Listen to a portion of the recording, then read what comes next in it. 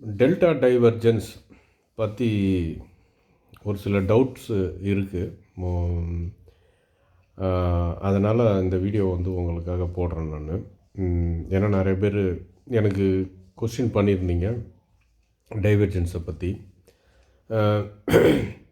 First டெல்டாவை வந்து புரிஞ்சுக்கிங்க. Delta அப்படின்னாலே டக்குன்னு உங்கள் ஞாபகத்துக்கு வர வேண்டியது என்னவாக இருக்கணும் அப்படின்னாச்சுன்னா, market order, aggressive market order, executed volume எல்லாமே ரெண்டு விதமாக வந்து பிரிக்கப்படுது. எக்ஸிக்யூட்டான வால்யூம் ஒன்று வந்து பை வால்யூம், இன்னொன்று வந்துட்டு செல் வால்யூம். அப்போ இந்த எக்ஸிக்யூட்டட் ஆர்டர் அப்படின்றது அதுக்கு பின்னாடி போய் பார்த்தீங்கன்னா அது வந்துட்டு அக்ரெசிவ் மார்க்கெட் ஆர்டர்.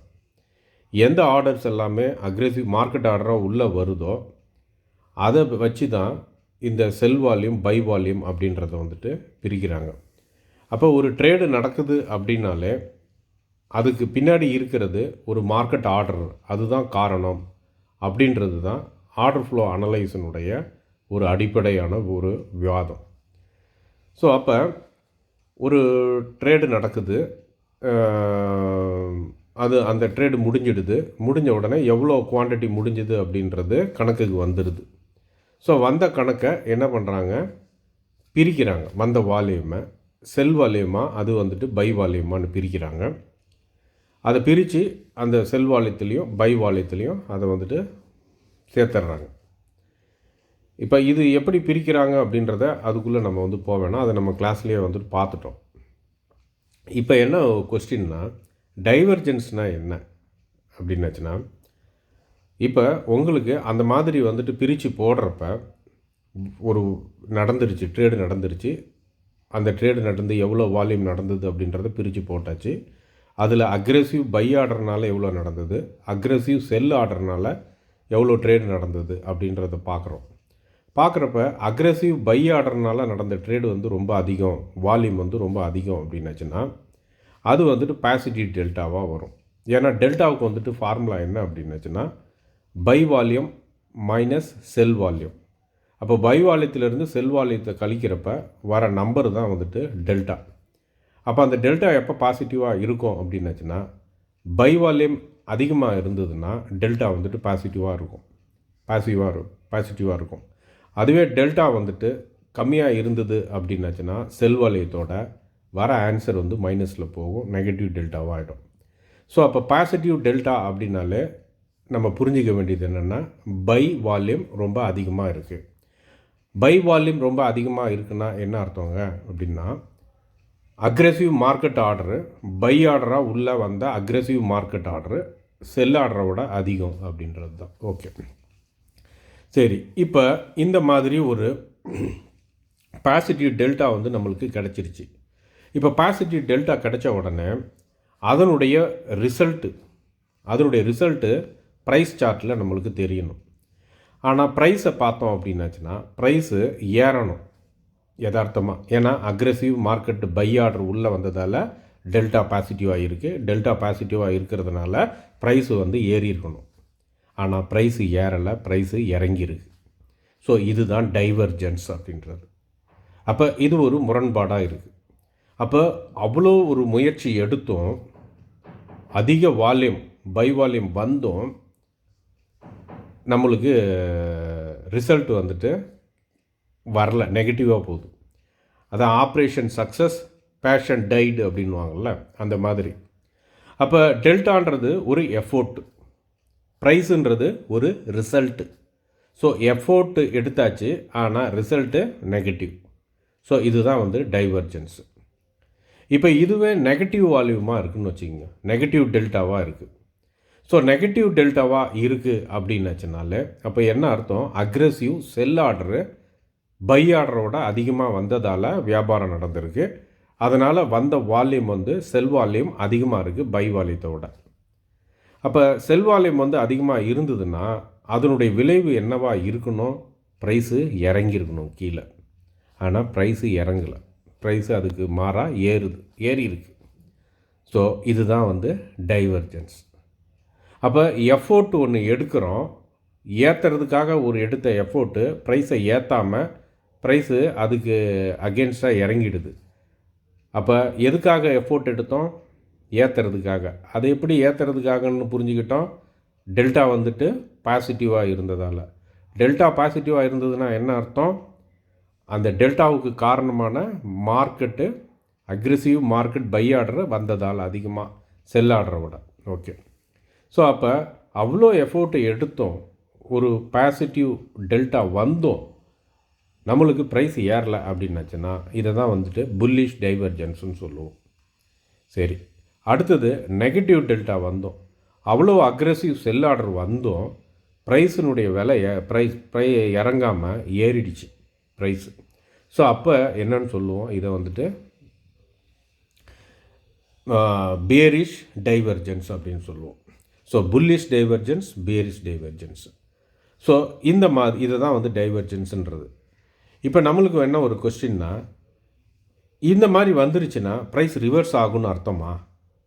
அடுத்த கொஸ்டின் அதுதான் வரும். ஏன் அப்படின்னாச்சுன்னா, பாசிட்டிவ் டெல்டா வந்தது, பாசிட்டிவ் டெல்டா வந்ததுனால பை வால்யூம் அதிகமாக இருக்குன்னு தான் அர்த்தம். அப்போ ப்ரைஸ் ஏறி இருக்கணும், ஆனால் அதுக்கு மாறாக ப்ரைஸ் வந்து இறங்கியிருக்கு. ஸோ இதிலிருந்து நான் என்ன புரிஞ்சுக்கிறது?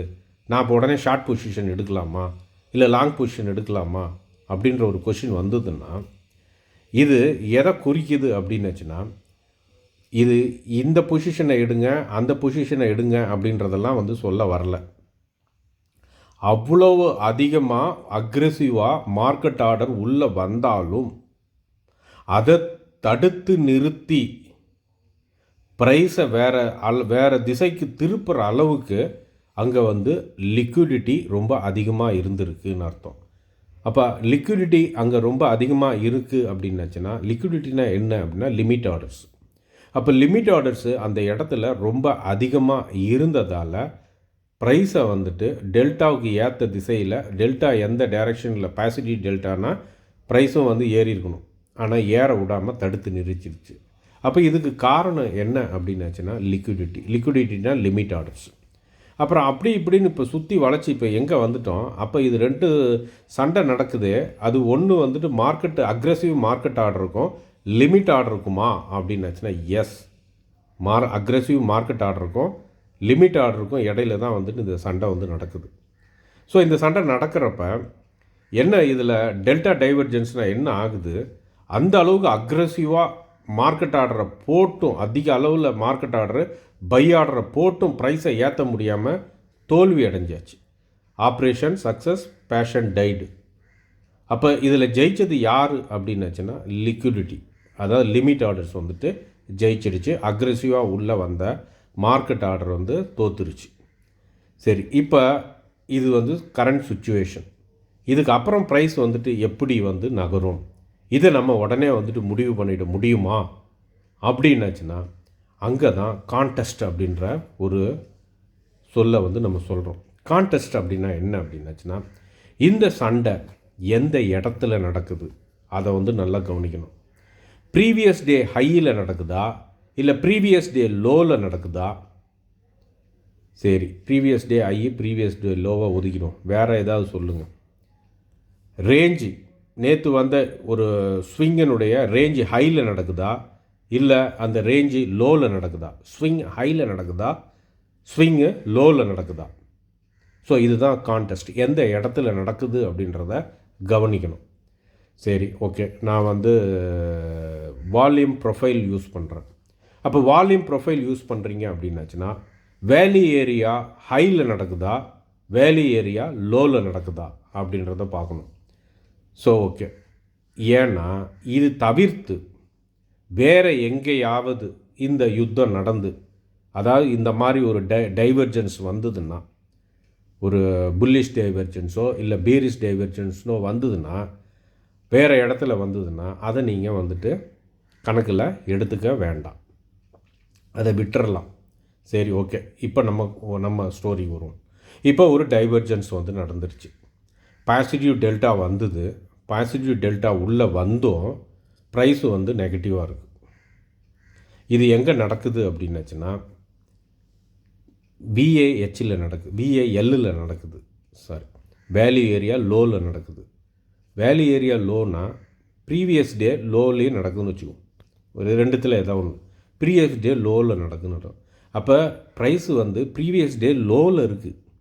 அப்போ ப்ரீவியஸ் டே லோவில் இருக்கிறப்ப இந்த மாதிரி ஒரு டெல்டா டைவர்ஜென்ஸ் வந்தது அப்படின்னாச்சுன்னா நம்மளுடைய எக்ஸ்பெக்டேஷன் என்னவா இருக்கும் அப்படின்னாச்சுன்னா, ஸோ இது வந்து இந்த ப்ரீவியஸ் டே லோவை உடச்சிதுன்னா இன்னும் ப்ரைஸ் வந்துட்டு கீழே போகும் அப்படின்றத எதிர்பார்க்குறோம். இதுவே ப்ரீவியஸ் டே ஹையில் நடக்குது, இல்லாட்டினா வேல்யூ ஏரியா ஹையில் நடக்குது அப்படின்னாச்சுன்னா ப்ரைஸ் உடச்சிக்கிட்டு மேலே போகிறதுக்கு வாய்ப்புகள் ரொம்ப அதிகமாக இருக்குதுன்னு பார்க்குறோம். இது ப்ரைஸ் உடச்சிக்கிட்டு உள்ளே வந்ததுன்னு வச்சுங்களேன், நம்ம வந்துட்டு பொசிஷன் வந்து எடுக்க போகிறது இல்லை. அப்போ நம்ம இங்கே என்ன எதிர்பார்க்குறோன்னா, ஒரு பிரேக் அவுட்டு இல்லாட்டினா ஒரு பிரேக் டவுனு. கீழே உடச்சிட்டு போச்சுன்னா ஒரு பிரேக் டவுனு, மேலே உடச்சிட்டு போச்சுன்னா ஒரு பிரேக்கு அப்பு. ஸோ பிரேக் அப் நடக்குதா, பிரேக் அவுட்டு, ஒரு பிரேக் அவுட் நடக்குதா இல்லை ஒரு பிரேக் டவுன் நடக்குதா அப்படின்றத எதிர்பார்க்குறோம். அப்போ இது வேல்யூ ஏரியா ஹையில் ப்ரீவியஸ் டே ஹையில் நடந்ததுன்னா, ப்ரீவியஸ் டே ஹைன்றது வேறு, வேல்யூ ஏரியான்றது வேல்யூ ஏரியா ஹைன்றது வேறு, ரெண்டுத்தையும் போட்டு குழப்பிக்காதீங்க.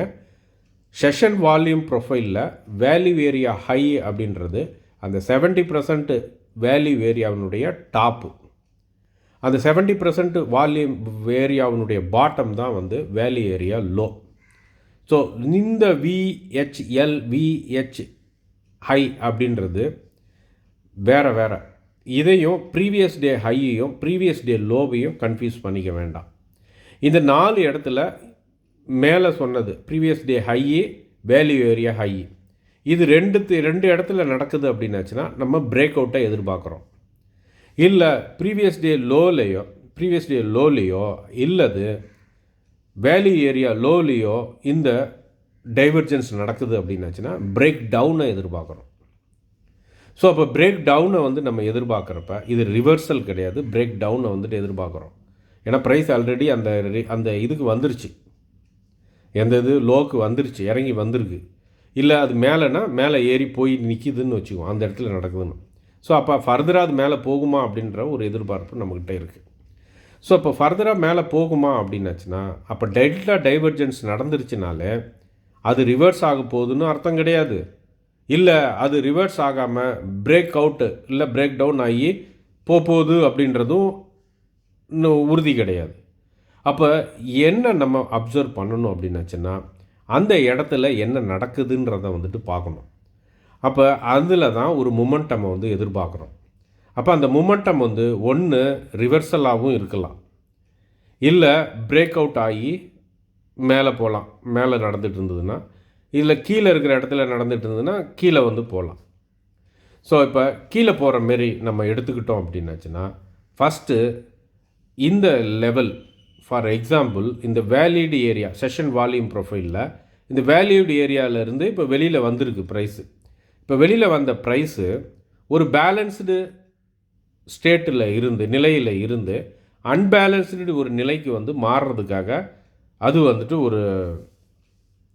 ஒரு ஸ்டேஜில் வந்து இருக்குது. அப்போ அது எந்த சைடு அந்த இம்பேலன்ஸ் வந்துட்டு கிரியேட் ஆகுது அப்படின்றத நீங்கள் வாட்ச் பண்ணணும்.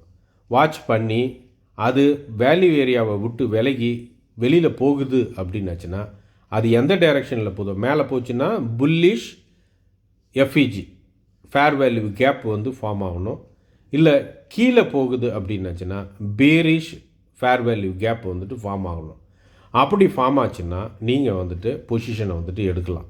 ஓகே, சரி. இப்போ இதில் இருக்கிற ஒரு முக்கியமான இது என்னென்னா, ஒரு டெல்டா டைவர்ஜென்ஸ் நடந்துருச்சுன்னா அடுத்தது மார்க்கெட்டு அது பீரிஷ் டைவர்ஜென்ஸ்னாக இருந்ததுன்னா பீரிஷாக ஆகும் மார்க்கெட்டு அப்படின்றதோ, இல்லை அது புல்லிஷ் டைவர்ஜென்ஸாக இருந்ததுன்னா மார்க்கெட் அடுத்த மூவ் வந்து புல்லிஷ் மூவ் தான் அப்படின்றதோ தவறான ஒரு எண்ணம்.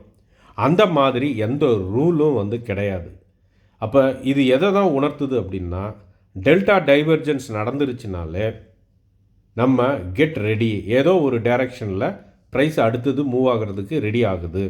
ஸோ அது எந்த டைரெக்ஷன்றதை வந்துட்டு பார்த்து அந்த டைரெக்ஷனில் நம்ம என்ட்ரியை வந்துட்டு கொடுக்கணும். ஓகேங்களா? பொதுவாக இது வந்து 2 விதமான ட்ரேடிங் மெத்தட் இருக்குது. ஒன்று வந்து ரிவர்சலில் வந்து என்ட்ரி கொடுக்கறது, இது ஒரு நல்ல மெத்தடு. இன்னொன்று வந்துட்டு பிரேக் அவுட்டில் வந்துட்டு என்ட்ரி கொடுக்கறது. ஸோ பிரேக் அவுட் என்ட்ரியும் கொடுக்கலாம், இல்லை ரிவர்சல் என்ட்ரியும் வந்துட்டு கொடுக்கலாம். இப்போ நம்மளுக்கு வேல்யூ ஏரியா ஹையில் போயிட்டு அங்கேருந்து ஒரு ரிவர்சல் சிக்னல் கொடுக்குது அப்படின்னாச்சுன்னா அது திருப்பி வேல்யூ ஏரியாவுக்கு உள்ளே வரும். அது திருப்பி உள்ள வேல்யூ ஏரியாவுக்கு உள்ளே வந்துருச்சுன்னா நீங்கள் பொசிஷனை எடுக்கக்கூடாது. எடுக்காமல் அது வேல்யூ ஏரியா லோவை கிராஸ் பண்ணி பிரேக் ஆகி வெளியில் போகிறப்ப நீங்கள் வந்துட்டு பொசிஷனை எடுக்கணும். அப்படி இல்லாட்டினா அது வந்து ஒரு சைட்வே மார்க்கெட் மாதிரி அந்த இது வந்துட்டு மூவ் ஆக ஆரம்பிச்சிடும் சைட்வேல. ஸோ அதனால் என்ன நீங்கள் புரிஞ்சுக்கிறீங்க அப்படின்னாச்சுன்னா, இதை நான் இது வரைக்கும் சொன்னதெல்லாம் அவங்க மறந்துட்டாலும் பரவாயில்ல, இப்போ சொல்லறத ஞாபகத்து வச்சுங்க. டைவர்ஜென்ஸ் அப்படின்றது நடந்ததுன்னா அது ப்ரைஸ் ரிவர்ஸ் ஆக போகுதுன்னோ அல்லது ப்ரைஸு பிரேக் அவுட் ஆகி அது போகிற டைரெக்ஷன்லேயே போகுதுன்னோ அர்த்தம் கிடையாது. அது எந்த டைரெக்ஷனில் வேணாலும் போகலாம். அது எந்த டைரெக்ஷனில் போகுது அப்படின்றத நம்ம வந்துட்டு வெயிட் பண்ணி புரிஞ்சுக்கிட்டு அதுக்கப்புறம் என்ட்ரி ஆகணும். இதை தான் இனிஷியேட்டிவ் அப்படின்வாங்க. அப்போ இனிஷியேட்டிவ்னா இந்த மாதிரி ஒரு டெல்டா டைவர்ஜென்ஸ் வந்ததுக்கப்புறமா பையர்ஸ் இனிஷியேட்டிவ் எடுக்கிறாங்களா, செல்லர்ஸ் வந்துட்டு இனிஷியேட்டிவ் எடுக்கிறாங்களா, முயற்சி அவங்க யார் வந்துட்டு எடுக்கிறாங்க, ஃபஸ்ட்டு தாக்குதலை யார் தொடங்குறாங்க அப்படின்றத பொறுத்து ப்ரைஸ் வந்துட்டு மூவ் ஆகும் அந்த டைரெக்ஷனில்.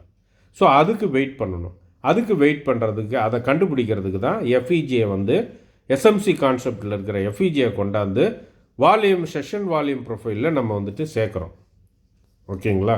ஸோ அதனால் தவறான ஒரு எண்ணம், டைவர்ஜென்ஸ் அப்படின்னாலே ரிவர்சல் என்ட்ரி அப்படின்றது ஒரு தவறான புரிதல். அது அப்படி கிடையாது. அது ரெண்டு சைடில் எந்த சைடு வேணாலும் இருக்கலாம். ஓகே.